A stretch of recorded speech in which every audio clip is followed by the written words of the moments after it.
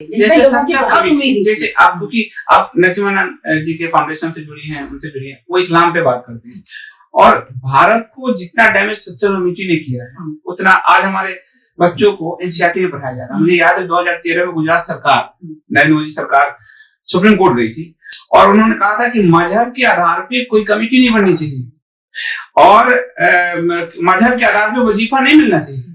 लेकिन आज उस सरकार ने स्ट्रक्चर कमेटी के 72 प्रावधान लागू कर दिए और यही नहीं किया, एनसीईआरटी में हमारे बच्चों को ये पढ़ाया जा रहा है। यतीन नंदी कह रहे हैं कि इस्लाम है तो हिंदू खतरे में है, और वहां एनसीईआरटी में बच्चों को पढ़ाया जा रहा है कि मुस्लिम मार्जिनलाइज है। ये तो कंट्रास्ट है, बिल्कुल कंट्रास्ट है। और मुझे लगता है कि इस पर काम करने की भी जरूरत है और हिंदुस्तान की सरकार को यूके से सबक लेना चाहिए, देखना चाहिए। हम लोगों को एज अ कार्यकर्ता, एज अ हिंदू देखना चाहिए कि वहां पर किस प्रकार का तांडव इन लोगों ने मचा दिया। उन लोगों ने इनको कितना अपना समझ के बराबर के राइट्स दे दिए, हवा पानी सब संसाधन इनके लिए खोल दिए। आज की तारीख में आप तो पढ़ते रहते हैं कि उनके अपने ठंड में उनके अपने हीटर की जो पेंशन और सारा पैसा होता था वो सब काट के सरकार ने उनको, क्योंकि उनका खर्चा पानी उठाना है, उनको घर जो एक लोग घर में रह गए उनको घर से निकाल दिया कि भाई तुम क्या करोगे इतने बड़े घर का, तुम अकेले हो, ये रहेंगे बस लोग। तो देखिए इनका तांडव पूरी दुनिया में इस टाइम मच रहा है और ये हमारे लिए भी सबक का टाइम है। जो चीज सामने प्रत्यक्ष घट रही है, जो चीज कश्मीर में घट रही है, जो चीज केरल में लाइव स्टोरीज चल रही है, जो छोड़िए उसको बांग्लादेश में आपके सामने रोज इस टाइम भी मैं बात कर रही हूँ, किसी न किसी महिला की साथ दुर्व्यवहार हो रहा होगा, मार के फेंकी जा रही होगी, छोटे छोटे बच्चे या तो इस्लामिक बन रहे होंगे या उनको मारा जा रहा होगा। तो इस स्थिति में आप ये देखिए कि अब हमें भी तो सीखने का समय है ना कि आसपास घट क्या रहा है, आसपास घट क्या रहा है। और ये बड़ा कोर इश्यू है जो आपने उठाया। और मुझे लगता है कि देखिए पार्टी में लोकतंत्र है, एज अ पार्टी वर्कर या एज अ कार्यकर्ता जो भी कहिए, हम सब लोगों को इस बारे में बात रखनी चाहिए। ये नहीं कि सरकार हमने बना दी सब कुछ है, देखिए अपनी बात रखने का हक तो सबको है। और अगर ये हिंदुत्व से जुड़ा मुद्दा है और जो कहना चाहिए एग्जिस्टेंस का प्रश्न है, तो वहां तो जरूर सब लोगों को बात रखनी ही चाहिए। और मैं नहीं मानती कि ये लोग नहीं सुनेंगे, अगर हम सब लोग कहेंगे तो सुनेंगे, अब मुझे लगता है कहेंगे ही नहीं तो कोई सुनेगा नहीं। हम लोग तो बाहर से बहुत बोलने पत्रकार, मुझे लगता है इनर फोरम पे भी आप लोगों की बात वहां सुनी जाए और आप लोग कहें। एक आखिरी सवाल, क्योंकि आपके जीवन में स्मूथनेस नहीं, कभी आपने मिस इंडिया, फिर आपने एनजीओ, फिर आप राजनीति में गई और उसके बाद आप नरसिम्हानंद जी जो खुद में ही आ गए हैं उनके साथ, उनके फाउंडेशन में, तो इतना बड़ा उतार चढ़ाव है। महिला दिवस पे आप भारत की महिलाओं को क्या कहना चाहेंगे, इसको कैसे हैंडल करें जैसे आप हैंडल कर रही हैं? भारत की महिलाओं के लिए आपका क्या संदेश होगा इतने सारे उतार चढ़ाव को देखते हुए? तो देखिए ऐसा है, इससे मेरे घर वाले भी परेशान है कि मतलब इनको जब जो चीज अच्छी लगती है, समझ में आती है, शी स्टार्टेड डूइंग, मतलब शुरू कर देती है, करना शुरू कर देती है। पर मुझे ऐसा लगता है कि संदीप जी, जीवन एक ही है और जीवन को समझने के सबके अलग अलग तरीके होते हैं। जब मैंने अपनी मतलब बचपन से जब शुरू किया तो मुझे उस टाइम लगता था कि मैं डॉक्टर बन जाऊं। तो मुझे लगा कि शादी बहुत कम उम्र में हो गई थी, 19 साल में। तो फिर अरेंज मैरिज था? हाँ, अरेंज बहुत कम उम्र में हो गई थी। उसके बाद मैंने अपनी पीएचडी पढ़ाई, एमएससी, पीएचडी सब उसके बाद किया, बीएड वगैरह सब उसके बाद किया। फिर मुझे लगा कि टीचिंग अच्छा प्रोफेशन है, बच्चों की फैमिली के साथ ही हो जाएगा। आई स्टार्टेड टीचिंग, मैं बहुत अच्छा पढ़ाया, मतलब मैं सबसे रेप्यूटेड टीचर थी।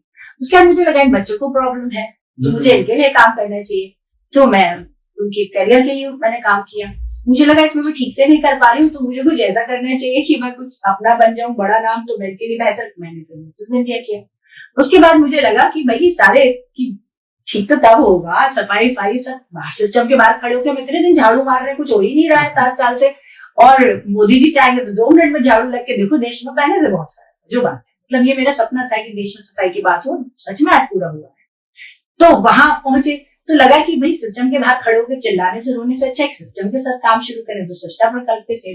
अब जब राजनीति में आप आ गए तो आपको लगा कि राजनीति और राजनीति सब चीजें बात की है, यहाँ तो जिंदा रहने की लड़ाई हो गई है, तो अब तो लड़ना ही पड़ेगा। तो ये उतार चढ़ाव नहीं है, ये जीवन के पड़ाव है। जब मैं जिस काम में लगी, मुझे नहीं लगता कि एक मतलब कंटिन्यूटी में कोई आदमी अपना पूरा, कोई भी महिला, बहुत सारी महिलाएं चूज नहीं कर पाती। इसके लिए बड़ी हिम्मत चाहिए कि आप 5 लाख रुपए 2007 में एक महीने में कमा रहे हो, उसे छोड़ के आप पागलपन करके काउंसलिंग और इस सब में लग जाओ। उसके लिए हिम्मत चाहिए, इसके लिए आपको क्या ना, एक सोच चाहिए, ऑप्शन चाहिए। तो महिलाओं को हमेशा समझना चाहिए कि बी योरसेल्फ, जो दिमाग में आ रहा है, जो सोचो भाई, करने की हिम्मत तो जुटाओ। अब आप बताइए मैंने कौन सा काम नहीं किया, आज सीबीएसई के सिलेबस में है, करियर काउंसलिंग, ये हमारे सारे। प्रयासों से है। हमने दिन रात उस पर काम किया, उससे पहले कोई इस पर बात नहीं करता था। आज मैं गंदी दीवारों की बात करूं, पूरा देश पेंटिंग से जगमगा रहा है। आज मैं क्लीन इंडिया की बात करूं, पूरे देश में सफाई की बात हो, घर घर में शौचालय बन गए। मैं स्कूलों में शौचालय के लिए लड़ती रहती थी, छोटे छोटे स्कूलों में बच्चों के। बताइए परिवर्तन आ रहा है नहीं आ रहा है? आप मेरी टैगलाइन पढ़िए, आई एम द चेंज। मुझे सोसाइटी में कोई चीज चेक करनी है तो मैं पहले खुद शुरू करूं।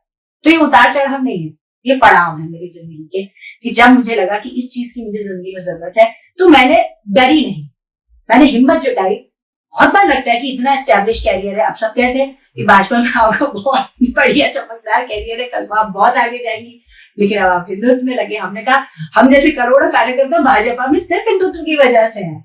मैंने भाजपा सिर्फ हिंदुत्व की वजह से ज्वाइन की, और भाजपा यदि हिंदुत्व को मतलब नहीं मान रही तो फिर हम जैसे यहाँ क्या करेंगे? तो सम्मान सहित हम यहाँ है, पार्टी के साथ जुड़े हुए, बहुत अनुशासित हैं, लेकिन यहाँ भी चीज क्लियर है कि मैंने इसे ज्वाइन क्यों किया। तो जहां आप अपनी सोच के साथ में, सभी महिलाओं के लिए मेरा बस मैं 3 बार हमेशा कहती हूँ, यहाँ भी दोहराऊंगी कि एक तो बी योरसेल्फ। आप जो मतलब सोच, जो आप जो हो वही रहो, डोंट फेक। तो फेक करोगे ना तो फिर जिंदगी मुझे लगता है आप कभी कुछ कर ही नहीं पाओगे। सच बोलो, सुखी रहो, वो होना चाहिए। अपनी आइडेंटिटी को कभी भी मर्ज या मिक्स मत करो। दूसरा ये है कि जो सोचा जा सकता है वो किया जा सकता है। अगर आप सोचोगे ही नहीं तो फिर आप करोगे क्या? मतलब आपकी सोच ही अगर मतलब कुएं के बैठक किए तो कभी बाहर नहीं निकल सकते। कोई भी व्यक्ति यदि कुछ जिंदगी में सोच सकता है, और खास तौर पर महिलाएं, तो वो कर सकती है। और तीसरी सबसे इंपॉर्टेंट बात, अपना रिमोट कंट्रोल किसी के हाथ में नहीं। लोग तुम्हें तब परेशान करते हैं जब तुम अपनी इमोशनल जो है उनको कंट्रोल दे देते हो।